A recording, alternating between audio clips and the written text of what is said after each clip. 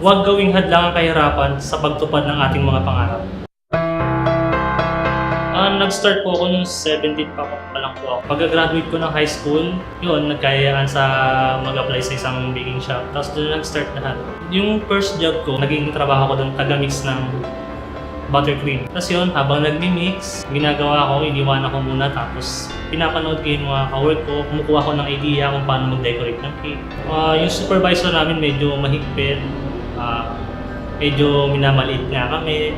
Pag yung hindi masyadong maganda yung gawa namin o lalong pangit syempre, lahat naman nag-i-start sa pangit na gawa. Kasi nga nag-practice pa lang. Yun, medyo lagi kaming napapagalitan. Yung gawa namin, pag nagkamali kami, ni-script sa harapan namin, uulitin namin yun. Kasi nga di ka nga kami nag-aral. Kumbaga kung ano yung sinasabi sa amin. Siguro, dun yung way niya para pupukin kami para matuto. Dun ako umugot ng kung bakit talaga nagsumikap akong matuto.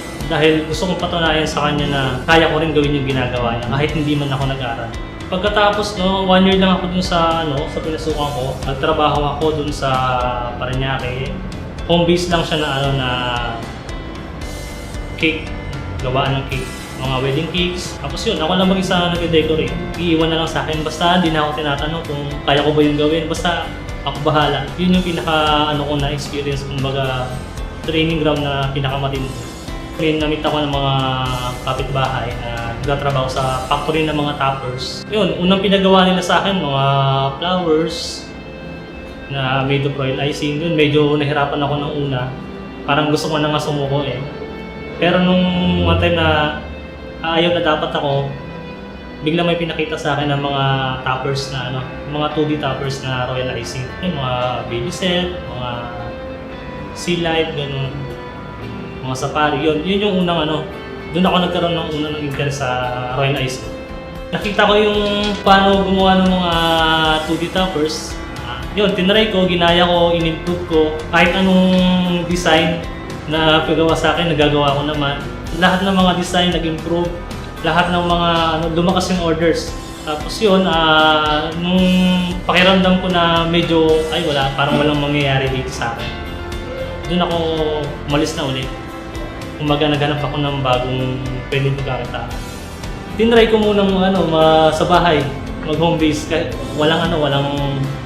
walang capital kasi lahat ng pasikot-sikot sa royal icing, kumbaga alam ko namang gawin.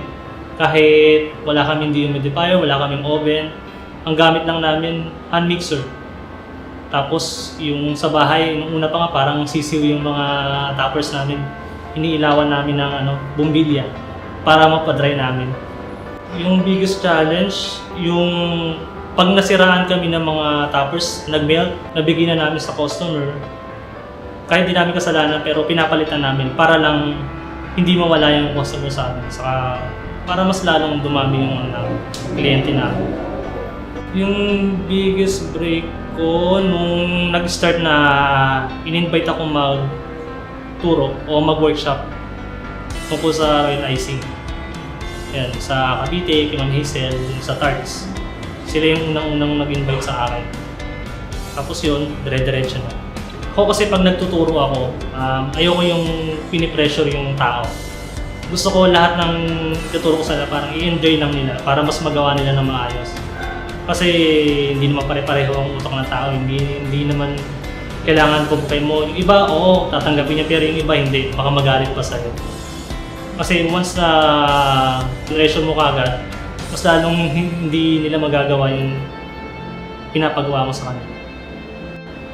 Unang-una pala na nag-post ako sa FB na hindi na namin kaya yung gawa, tapos gano'n, gusto namin ng may parang mag-finance para lumaki yung toppers, gano'n. Kasi yun nga, inabasa nila, minessage kami na willing makipag sa amin tayo. Tapos nung nandun na ako, trabaho na ako ngayon, kasi yung kapitbahay kami na magaling gumawa ng flowers, kumbaga halos 15 years na gumagawa ng flowers. Pero parang ganun pa rin yung kinikita niya, tapos kumbaga parang hindi siya na-appreciate ng boss niya. Ginawa ko, sabi ko, bakit hindi ko i-try gawing sideline yung bulaklak. Kasi alam ko rin naman kung ano yung pwedeng gawin na magandang recipe para mas mapatibay yung flowers. yun, una siya lang mag-isa. Tapos ngayon, 4, 5 na sila. Yun, ngayon, medyo, mas boom na nga ngayon, mas marami ng order na yun kaysa sa toppers namin ng plans. Medyo mas lumalakas na siya. Kasi yung mga malalayong, mga hindi makapunta ng Manila or hindi namin mabisit na mag-workshop, yun, sila yung mga nagre-request na mag-online. Ayun, tapos tama-tama na may nag-invite sa akin. So, ba't hindi ko i-try? Kahit takot, tinry ko naman. So yun, the rest is history. Like ko sinasabi sa mga nakakaatin ng workshop ko or sa mga katrabaho ko na tinuturuan ko na ma-develop yung ginagawa nila, na huwag silang tumigil na pagandahin yung ginagawa nila. Huwag silang matakot na subukan yung mga pinapagawa ko. Kasi para sa kanila yun, para ma-improve yung skills nila. Hindi lang yun yung alam nila. Sa kung sakaling magka-iwahiwalay kami, kumbaga hindi sila mawawalan ng trabaho. Maraming tatanggap sa kanila. Kumbaga pag-aagawan sila ng mga factory ng toppers na magiging proud sila na ako yung nag-handle sa kanila na umano yung skills nila sa paggawa ng mga toppers.